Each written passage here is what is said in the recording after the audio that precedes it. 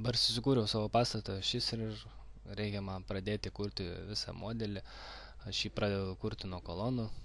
Kolonas galiu užsibrėžti, bent jau aš naudoju porą būdų, tai yra kolonos struktūriniai elementai, kur pasirenkam ar sija, ar kolona, ar plokštė, ar sienos, ar angos. Pasirenkam kolonos tipą, tai yra gelžbetoninė, metalinė, medinė kolona.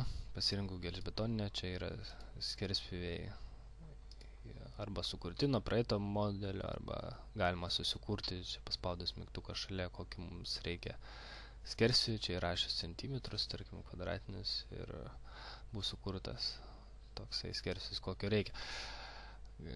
Čia kampas pasukimo, tarkim, reikalingas kartais, jeigu kažkokios kitokios formos skerspjūvis kaip kvadratinis, tai mums nesvarbu čia. Dabar esu sukūręs 30x30, 40x40, 50x50, pasirenku 40x40 cm koloną gelžbetoninę.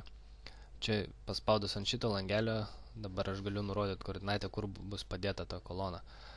O jinai bus 3 metrų aukščio ir eisi į viršų pažymėta. Galima pažymėti, kad į apačią galima kitą aukštį uždėti. Tai tarkim, aš čia pasirenku dabar tašką, kur padėti. Čia nelabai matau. Dabar prisiartinu. Ir pas mane čia toks neįprastas atstumas, tai čia reiktų susiskaičiuoti, koks čia tas aukštis turėtų būti. Tai aš nelabai tingiu čia skaičiuoti, tai dabar pasidedu paprastai koloną. Tai man nelabai šitas būdas patinka, nes reikia kažką tai galvoti dar šiek tiek. Vieną kartą kuriant ašis, paskui koloną užduodant, tai aš mieliau renkuosi būdą, kur yra strypo nurodymas 2 taškais. Tai vėl labai panašus langas, pasirenkamas elemento tipas, ar sija, ar kolona bus, ar ko skerspjūvis, ir dabar tada pradinis ir galinis taškas nurodomas. Tai čia paspaudus vėl ant langelio pradinis taškas, nuo pačios, tarkim, į viršų aš, ir man iš karto tas aukštis nereikia nei skaičiuoti, nieko daryti, koks tas bus aukštis. Čia taip pat bus pas mane kitos kolonos vidinės, tarkim, nuo 0,5 prasidės iki tos pačios altitudės, tai vėl reikėtų skaičiuoti tą aukštį, kitokį įvedinėti anuo atveju, o dabar čia aš tik tai nurodau pradinį, galinį taškus ir viskas gerai veikia. Tai aš dabar nusibrėžiau 3 kolonas, viena iš jų yra bloga, tai aš ją galiu pakoreguoti labai greitai. Čia per savybių langą to taško koordinatę tiesiog pakeičiu ir pagal, kaip matome, čia nurodyta. Ir viskas, dabar aš ją turiu teisingą. Šita kolona yra vidinė, o jinai nubrėžta pas mane ne vietoje, vienu žodžiu. Tai aš ją norėčiau pasislinkti, paspaudžiu čia įrankių juostos mygtuką.